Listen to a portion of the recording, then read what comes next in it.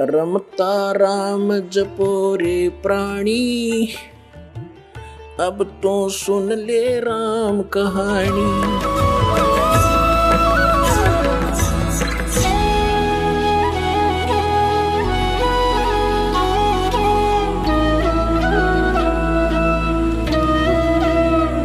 बोलो सतगुरुदेव की जय। बंदी छोड़ कबीर परमेश्वर जी की जय। बंदी छोड़ गरीबदास जी महाराज जी की जय। स्वामी रामदेवानंद जी गुरु महाराज जी की जय हो।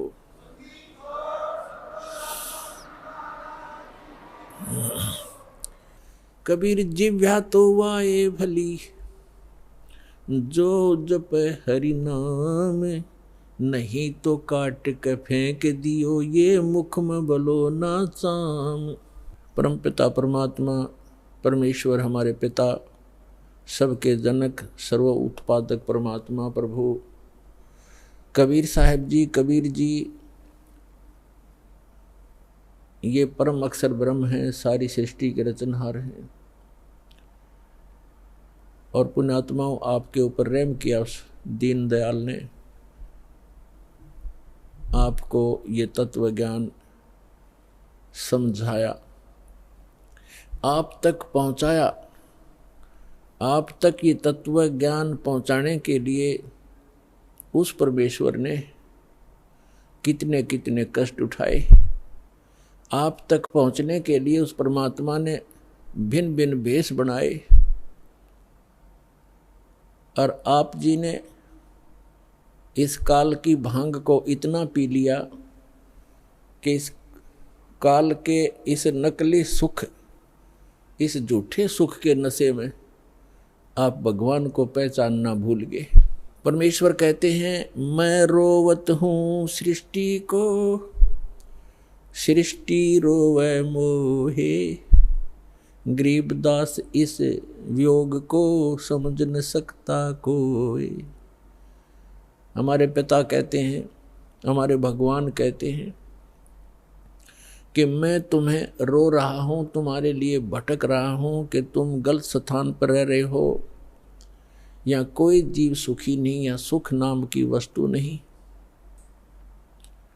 और आप यहाँ सुख खोज रहे हो और सुख देने वाले उस भगवान की खोज कर रहे हो, उसके लिए रो रहे हो, तड़फ रहे हो। मैं तुम्हारे लिए रो रहा हूँ कि मैं हूँ वो परमात्मा, मैं तुम्हारा जनक हूँ, मैं तुम्हारा पिता हूँ। आप जी ने ये गलती की जिस कारण से आप इस काल कसाई के यहाँ फंस गए हो। किसी का बेटा मार रहा है, किसी की बेटी मार दी, कोई किसी का जमाई मर गया, किसी के कैंसर होगी, किसी की टांग कट गई, किसी को कैंसर है, कोई कोड से भुगत रहा है। और शेष बचे हुए ये सोचते हैं कि हम ठीक हैं। यदि आप रोग रहित हैं, कल मृत्यु होगी, फिर गधे बन जाओगे, तो क्या खाक ठीक हो आप? इसलिए परमात्मा याद दिलाते हैं, कबीर ये माया अटपटी, सब गट आन अड़ी, किस किस को समझाऊं, या कुएं भांग पड़ी। परमात्मा कहते हैं, किस किस को समझाऊं। इस काल भगवान ने इस नकली सुख की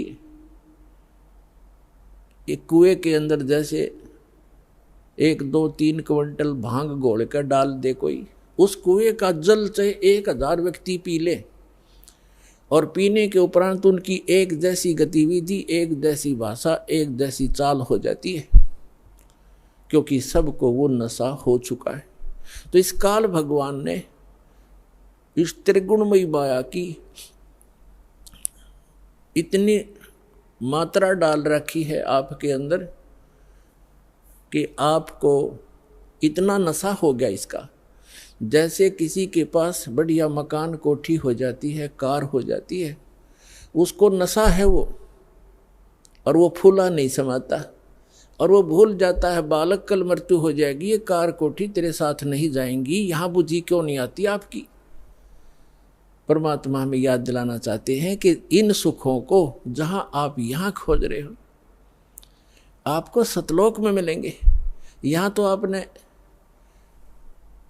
जो कार भी व्यवस्था कर ली, 36 पंगे पाक है, फिर उसमें कोई इंजन में गड़बड़ है, कोई पेट्रोल डलवाना, जेब देखनी पड़े। सतलोक में चलो आपको विमान मिलेंगे, विमान मिलेंगे, और आपकी मन से जहाँ चाहोगे 1 सेकंड में उड़कर आप पूरा परिवार बैठकर कहीं घूम सकते हो। कोई पैसा नहीं लगेगा, आपको सब वस्तु मुफ्त मिलेंगी, सब सुख होगा, आपकी कभी मृत्यु नहीं होगी। आपका ऐसा ही परिवार वहाँ सतलोक के अंदर होगा। अभी तक ये मूर्ख बनाया करते थे नकली संत कि वहाँ प्रकाश ही प्रकाश है, चेतन ही चेतन है, आत्मा उसमें जाकर ऐसे मिल जाती है जैसे बूंद समंदर में। फिर खा क्या करेंगे वहाँ जा करके, इससे यहीं दुख सुख यहीं ठीक है। तो उनको अकल थी नहीं, ज्ञान था नहीं, उनका सवनुभव नहीं था, क्योंकि उनकी साधना गलत थी, उनका ज्ञान गलत था। वो काल प्रेरित थे, काल के भेजे आए हुए हैं। तो परमात्मा हमें याद दिलाते हैं कि झूठे सुख को सुख कहे ये मान रहा मनमोद, ये सकल चबीना काल का, कुछ मुख में कुछ गोद।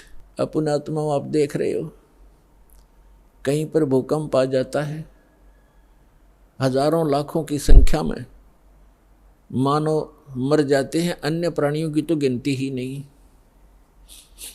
कहीं पर फ्लड आ जाती है, गांव के गांव बह जाते हैं, हजारों की संख्या में व्यक्ति मारे जाते हैं, और वो उन मकानों को, उन वहाँ के संसारिक सुखों को जोड़ने में सारा जीवन लगाते हैं।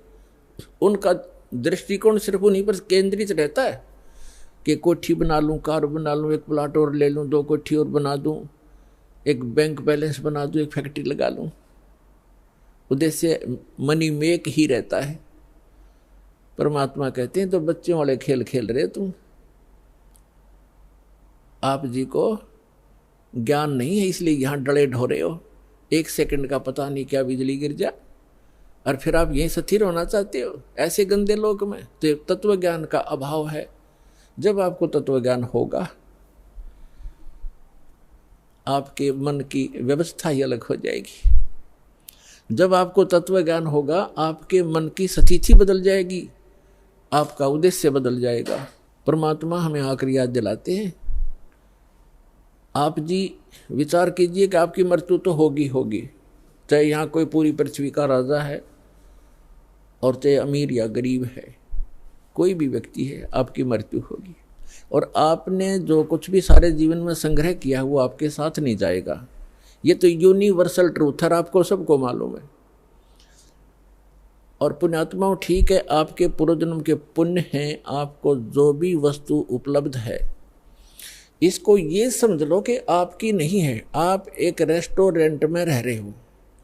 अब जैसे अच्छे पूंजी वाले व्यक्ति, सेठ धनी व्यक्ति अच्छे रेस्टोरेंट में जाकर के अपना 1, 2, 3, 4 जैसा भी वो वहाँ दिन रात व्यतीत करना चाहते हैं, तो उनके पास पैसा घना है, तो वे हाई क्लास के, हाई क्वालिटी के रेस्टोरेंट के अंदर रह रहे हैं। वहाँ सुविधाएं अच्छी हैं, सोफ़ा सेट हैं, बढ़िया पलंग हैं, टीवी रखे हैं, सारी व्यवस्था है वहाँ पर।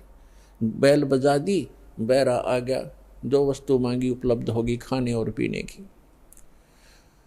और एक गरीब व्यक्ति जाके एक सिंपल होटल में रुका है जिसमें एक तख्त पड़ा है और सिंपल आहार है, थोड़ा खर्चा है उसका। तो ऐसा ही समझ लो आप, जो गरीब है वो एक सिंपल होटल में रह रहा है, अमीर है वो बड़े होटल में रह रहा है, लेकिन वस्तु किसी की नहीं। वहाँ पर होटल में गए व्यक्ति को पता होता है कि यहाँ तेरी वस्तु कोई नहीं है, इनको प्रयोग कर सकता है, वो भी अपने खर्चे से। तो इस काल भगवान का ये होटल है फॉर एग्जाम्पल। और इसमें आपके पुण्यों के कारण आप सुविधा जो आपको है वो आपके पूर्वजन्म की पूंजी से है, जेब आपकी ही खर्च हो रही है। जो सुविधाएं आपको उपलब्ध हैं आपके पुण्य क्षीण हो रहे हैं। और गरीब व्यक्ति है वो समझ ले सिंपल होटल में रह रहा है, कोई झोंपड़ी में है चाहे सिंपल मकान में रह रहा है, तो वो भी एक होटल में ही है। एक दिन दोनों ने ही जाना है और दोनों ने वो सब वस्तुएं यही छोड़ जाना है। अब जाना कहाँ है? स्वदेश को जाना है। होटल में व्यक्ति वही रहता है जो विदेश गया हुआ है, अपने घर से बाहर है। आज तक आपको यही नहीं मालूम कि हम इस होटल को छोड़कर प्रस्थान कहाँ करेंगे। आपको तो जबरदस्ती जब आपकी पूंजी समाप्त हो जाती है, आपका समय समाप्त हो जाता है, उस होटल से पकड़ कर बाहर फेंक दिया जाता है सड़क पे, आप कहीं जाओ। जब हम घर से बाहर चलते हैं वैसे किसी काम कार्यवश, तो जाने से पहले हम वहाँ कहाँ रुकेंगे, रात्रि हम कैसे व्यतीत करेंगे, उसकी व्यवस्था पहले करके जाते। और संसार छोड़ के जाने वाला व्यक्ति कभी सोचता भी नहीं कि मृत्यु के बाद मैं कहाँ जाऊँगा। तो वो ज्ञान अब आपको प्राप्त हो रहा है कि आप ये साधना करोगे और आप इन होटलों में रहो जैसे जिसकी व्यवस्था है, ठीक है, धनी है अपनी उस सुविधा को प्राप्त करो, निर्धन है अपने उन मकानों में गुजर करो। और दोनों ही दो रोटी खाते हैं, एक गरीब भी और सेठ भी, और एक चारपाई पर ही सोते हैं, 3-3 4-4 पर सेठ नहीं सो सकता।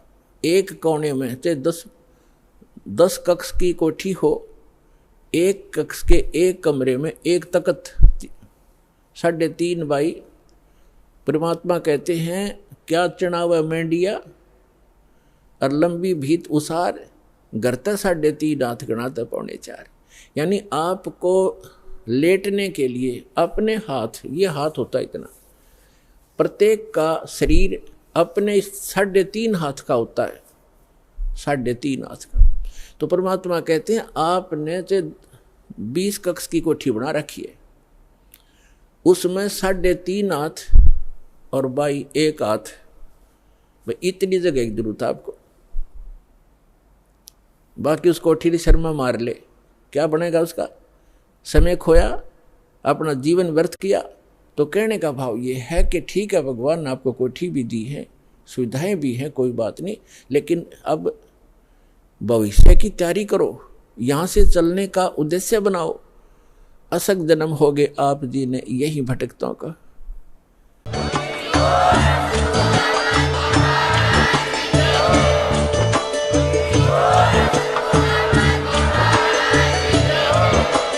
आप सुन रहे थे जगत गुरु तत्वदर्शी संत रामपाल जी महाराज जी के मंगल प्रवचन। अधिक जानकारी के लिए विजिट कीजिए हमारी वेबसाइट www.jagatgururampalji.org। संत रामपाल जी महाराज जी के शुभ आशीर्वाद से पूरे विश्व भर में 500 से भी ज्यादा नाम दीक्षा केंद्र हैं, जिन पर संत रामपाल जी महाराज जी द्वारा ऑनलाइन निशुल्क नाम दीक्षा दी जा रही है। अपने नजदीकी नाम दीक्षा केंद्र का पता करने के लिए संपर्क करें 8222880541।